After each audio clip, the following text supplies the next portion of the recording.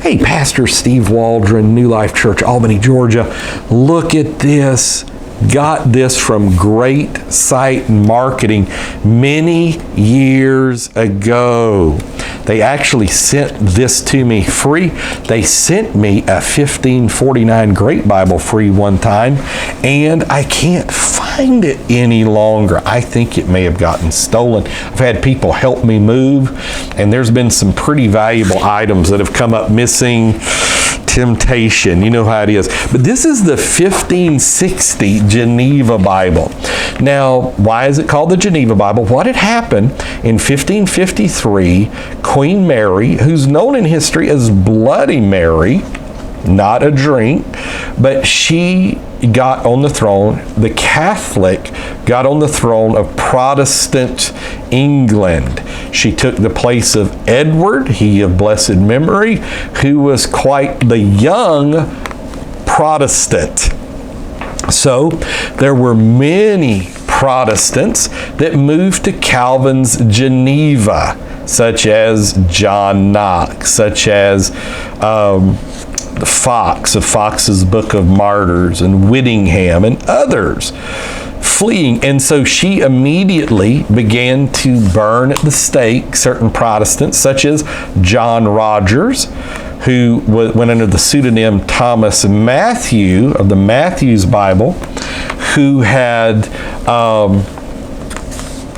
helped Tyndale in his translation. So she's killing Bible translators, a lot of stuff from history about all of those type things.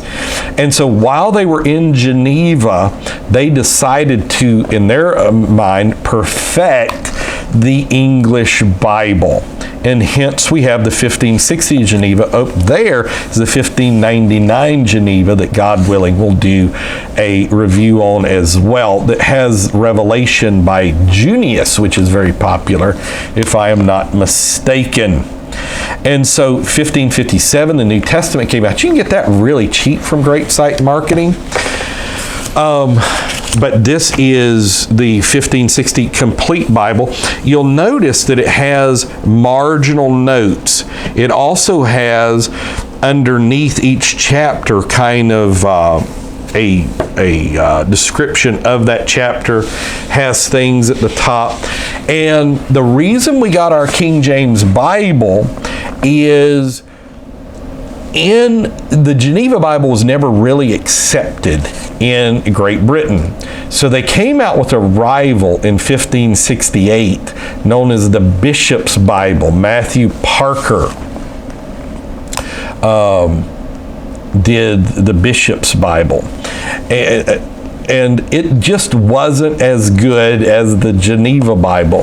So at the Hampton Courts Conference in 1604, one of the Puritans asked, and it was fascinating, they had to go with their hands behind their back on their knees to ask King James a question. They asked, could we do another translation? He wanted that because in the notes of the Geneva Bible, it basically has the maxim of Calvinism that disobedience to tyrants is obedience to God. And it certainly did not see anything with the divine right of kings. Like I think the locust in Revelation chapter 9 that has something to do with maybe the Catholic hordes and all of this kind of thing.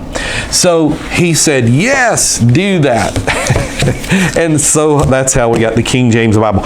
But of the three Bibles, I think it was, that will come over on the Mayflower, there may have been more than that, but I know there was at least one King James and 2 or 4 Geneva Bibles came over. So this would be known as the Bible of the Geneva Pilgrims, even though they did have a King James Bible as well.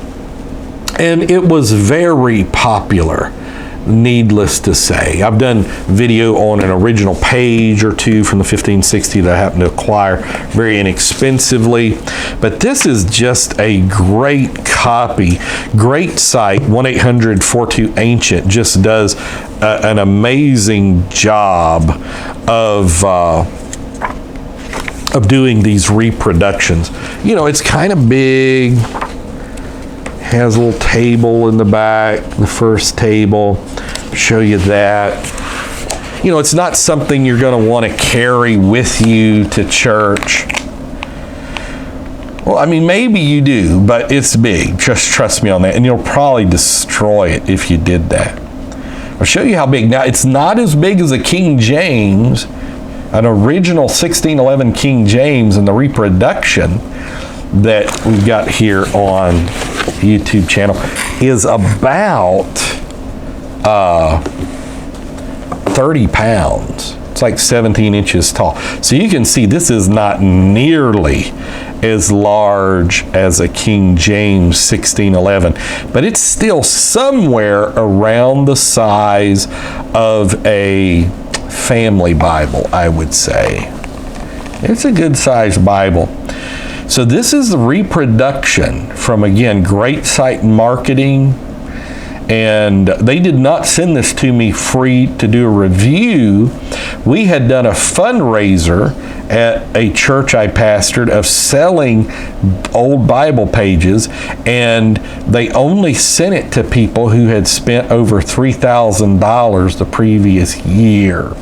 So in the midst of that fundraiser, we had certainly done that. Maybe amongst other things as well.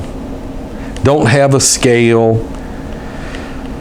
The print size is going to be about 9-point print. It is going to be what they call modern English, but it's going to be before Samuel Johnson's 1755 dictionary, which really brought stuff into existence, brought things, English into existence. So, but a great piece of historical, there's a lot of people that still read the Geneva Bible like it's the Bible. A lot of people just like the Geneva Bible.